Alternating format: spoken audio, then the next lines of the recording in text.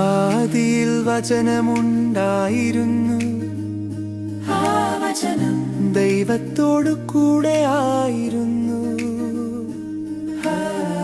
ആദിയിൽ വചനമുണ്ടായിരുന്നു, സകലവും അവനാൽ ഉളവായി, അവനിൽ ജീവനുണ്ടായിരുന്നു.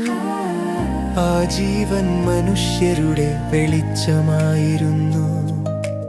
ഇരുളിൽ പ്രകാശിച്ച സത്യവെളിച്ചം, ഇരുളിൽ പ്രകാശിച്ച സത്യവെളിച്ചം.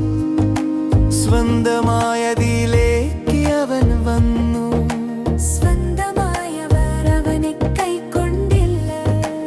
അവനെ കൈക്കൊണ്ട് അവന്റെ നാമത്തിൽ വിശ്വസിച്ചവർക്കെല്ലാം ദൈവമക്കളാകുവാൻ അധികാരം നൽകി.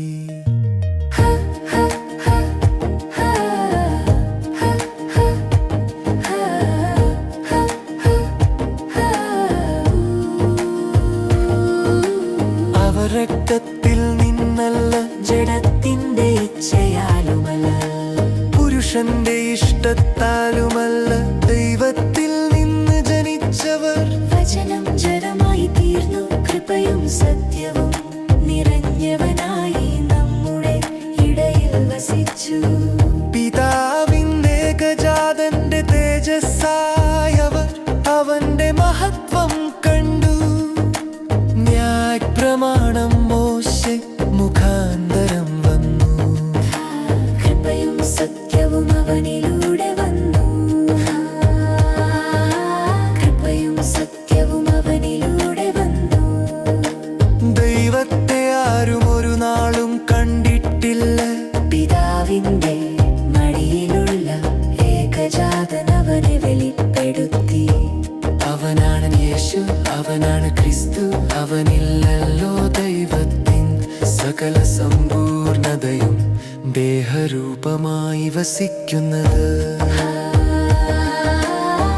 ദേഹരൂപമായി വസിക്കുന്നത്. അവനില്ലല്ലോ ദൈവത്തിൻ സകല സമ്പൂർണതയും ദേഹരൂപമായി വസിക്കുന്നത്.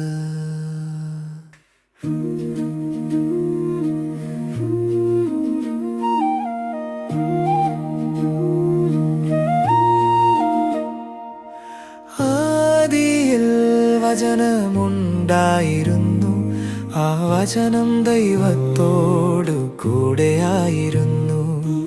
വചനം ദൈവമായിരുന്നു, സകലവും അവനാൽ ഉളവായി.